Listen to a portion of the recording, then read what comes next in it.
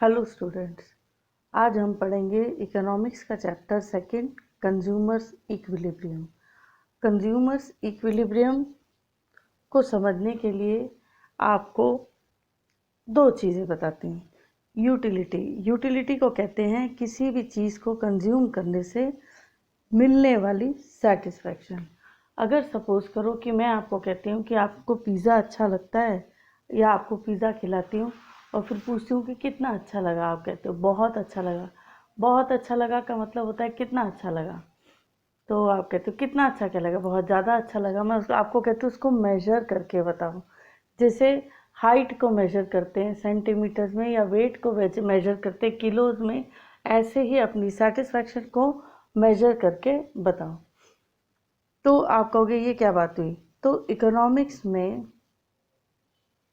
कुछ लोगों ने तो कहा कि इसको मेजर कर सकते हैं, और कुछ इकोनॉमिस्ट ने कहा कि इसको मेजर नहीं कर सकते। दो इकोनॉमिस्ट, मार्शल और हिग्स, उनके बीच में ये डिफ्रेंसिएशन आने लग गया। आल्फ्रेड मार्शल वो कहते थे कि हम सेटिस्फैक्शन को मेजर कर सकते हैं नंबर्स में 1, 2, 3, ठीक है। और उसको कहते हैं कार्डिनल मेजरमेंट। और उसके लिए उसने मेजरमेंट का जो साइज़ रखा, जैसे हाइट को सेंटीमीटर में नापते हैं, वो कहते थे सेटिस्फैक्शन को हम यूटिल्स में नापेंगे, ठीक है। इसको कहते हैं कार्डिनल मेजरमेंट, हिंदी में गणनावाचक विश्लेषण।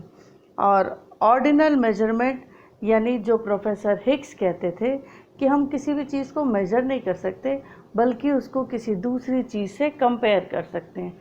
जैसे मुझे सेब से ज़्यादा संतरे पसंद है, संतरों से ज़्यादा केले, इस तरीके से हम उसको मेजर कर सकते हैं।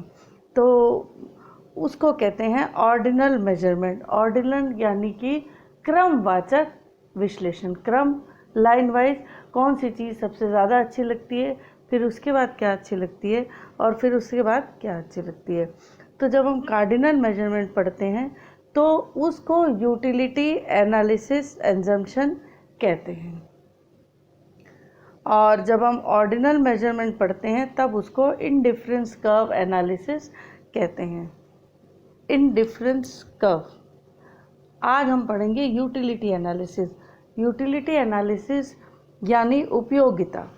यूटिलिटी एनालिसिस को समझने के लिए पहले दो चीज़ें समझ लो, टोटल यूटिलिटी और मार्जिनल यूटिलिटी। टोटल यूटिलिटी कुल उपयोगिता, ये जितनी भी चीज़ें कंज्यूम की हैं उनके सम को या उनकी पूरी टोटल कंजम्पशन को कहते हैं टोटल यूटिलिटी।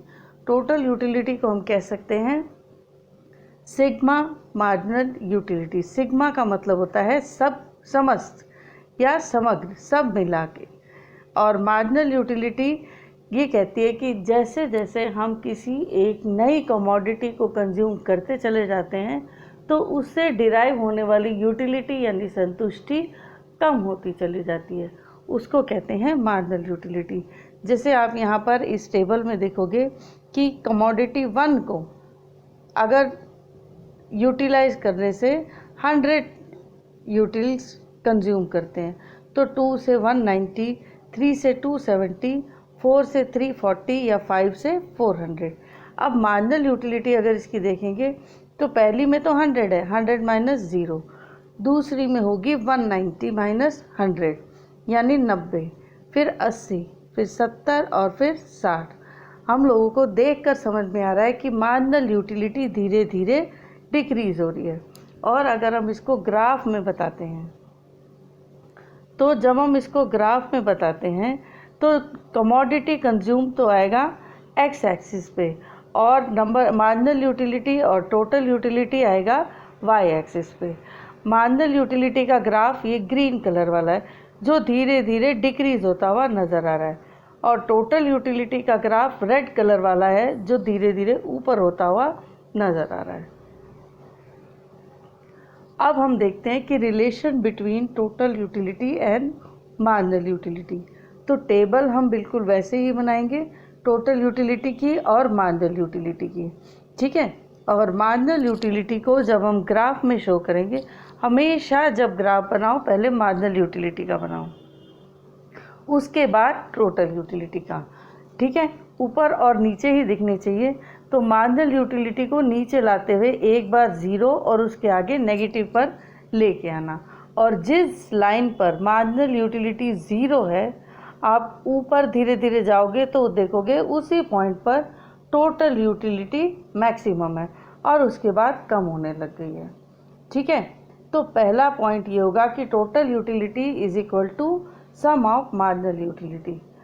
दूसरा पॉइंट होगा टोटल यूटिलिटी तब तक इंक्रीज हो रही है जब तक मार्जिनल यूटिलिटी कम पॉजिटिव है, और जहाँ मार्जिनल यूटिलिटी ज़ीरो है वहाँ पर टोटल यूटिलिटी सबसे ज़्यादा है, और जैसे ही मार्जिनल यूटिलिटी नेगेटिव होने लगती है तो टोटल यूटिलिटी भी कम होने लगती है।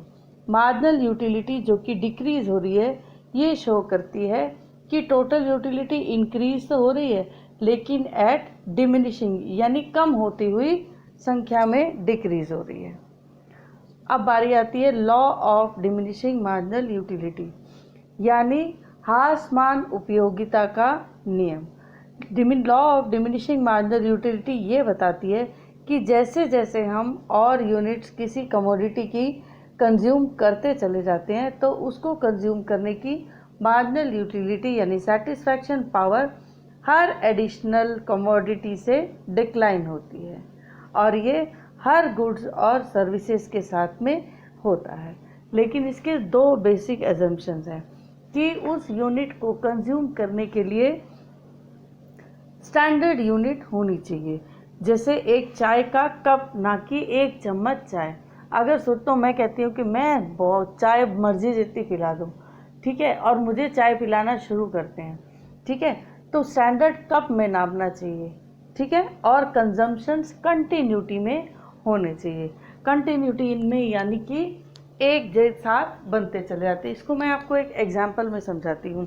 तो अगर सपोज करो कि बाय चांस किसी लॉटरी में आपने ये जीता है कि आपको लीवाइस की 10 जीन्स फ्री मिलेगी, और उनकी एक शर्त है कि आप सिर्फ एक ही साइज़ की जीन्स ले सकते हो, स्टैंडर्ड यूनिट ऑफ कमोडिटी, ठीक है, और कंजम्पशन कंटिन्यूस होनी चाहिए, यानी जैसे ही आप दुकान के अंदर घुसे आपकी लॉटरी शुरू, और जैसे ही आपने गेट से एग्ज़िट किया आपकी लॉटरी ख़त्म, यानी उसी समय खड़े होकर के आपको जीन्स खरीदनी है, ओके। और शुरू में तो आप बहुत खुश होते हो, एक या दो जीन्स तो आप फटाफट ले लेते हो, तीसरी चौथे में ठीक ठाक ले लिया, फिर आपको लगने लगता है कि पूरी दुकान छान मारी, इनके पास कोई वैरायटी है ही नहीं, और आप 10वीं तक आते आते शायद उससे पहले ही आप हार मान लोगे, ठीक है। अगर आपको यूँ लगता है कि ये तो जीन्स है मैम, ना कलर है ना वेरिएशन है, तो आप कोई भी ड्रेस इमेजिन कर लो, लेकिन वो एक जैसी ही होनी चाहिए। अगर आप गाउन ले रहे हो तो सिर्फ गाउन ही होनी चाहिए, यानी कि गाउन, सलवार सूट और साड़ी, तो उसमें वेरिएशन आ जाते हैं, तब law of diminishing marginal utility नहीं आता, ठीक है। अब कंज्यूमर का इक्विलिब्रियम, मार्जिनल यूटिलिटी एनालिसिस से कंज्यूमर की सेटिस्फैक्शन को किस तरीके से नापते हैं। मैंने तो कह दिया मार्जिनल यूटिलिटी धीरे धीरे डिक्रीज होती है, फिर वो ज़ीरो भी होगी और शायद नेगेटिव भी, ठीक है। तो कंज्यूमर को इक्विलिब्रियम यानी संतुलन यानी सेटिस्फैक्शन किस यूनिट पर मिलेगा, ठीक है। तो इसको हम दो तरीके से देखेंगे, वन कमोडिटी केस और टू कमोडिटी केसेस में।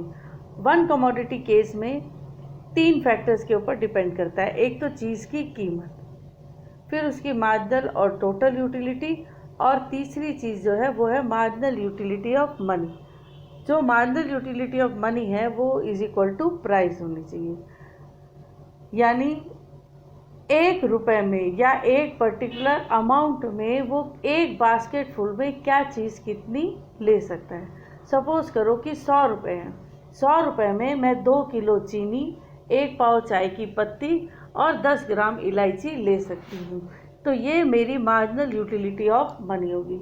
नेक्स्ट टाइम अगर मैं 100 रुपये लेके मार्केट में जाती हूँ और चीनी के भाव बढ़े हुए हैं तब, और उस समय मैं सिर्फ 2 किलो चीनी और 1 पाव चाय की पत्ती ले पाती हूँ तो मेरी marginal utility of money decrease हो जाएगी। अगर आप इसको ग्राफ में देखें, ठीक है, तो हम लोगों ने ग्राफ एक नॉर्मली बनाया है, मार्जिनल यूटिलिटी बनाई है और उसका प्राइस रखा है। 1 यूनिट उससे मिलने वाली मार्जिनल यूटिलिटी हमारी को डिराइव होती है 40, फिर दूसरी में 35, फिर 30, फिर 25, फिर 20 और फिर 15। और सपोज करो कि उस चीज़ की जो कीमत है वो है 25, तो जहाँ पर मार्जिनल यूटिलिटी प्राइस के इक्वल टू होगी वो कंज्यूमर की इक्विलिब्रियम पॉइंट होगी। यानी देखो, आप प्राइस अगर देखोगे तो आप प्राइस की जो लाइन है वो एकदम स्ट्रेट जा रही है और मार्जिनल यूटिलिटी की डिक्रीज हो रही है। जहाँ पर ये दोनों पॉइंट्स टकराएंगे वो कंज्यूमर का इक्विलिब्रियम का पॉइंट होगा। तो जब आप ग्राफ बनाओगे तो जो भी प्राइस रखो, मार्जिनल यूटिलिटी का एक पॉइंट ऐसा आना चाहिए जहाँ पर आप उस प्राइस के बराबर बना सकें। और अगर हम 2 कमोडिटी केसेस में लेते हैं तो उस समय marginal utility of price x upon में marginal utility of commodity x upon में प्राइस x और मार्जिनल यूटिलिटी अपॉन में y अपॉन में प्राइस y, ये दोनों की मार्जिनल यूटिलिटी ऑफ मनी बराबर होनी चाहिए। x मान लो एप्पल्स और y मान लो ऑरेंजेस, ठीक है। तो इक्विलिब्रियम वहाँ आती है जब दोनों की मार्जिनल यूटिलिटी एक दूसरे के इक्वल होती है। मान लो प्राइस सेम कर लो, ठीक है, और ग्राफ एक राइट साइड से और एक लेफ़्ट साइड से बनाओ और दोनों की मार्जिनल यूटिलिटी क्योंकि डिक्रीज़ होगी किसी एक पॉइंट पर आएगी ही आएगी। इक्विलिब्रियम तब स्ट्राइक होगा जब वो इक्वी मार्जिनल स्टेट में होगा, यानी इसीलिए इसको इक्वी मार्जिनल यूटिलिटी भी कहते हैं। अब हम लोग indifference curve analysis next class में पढ़ेंगे।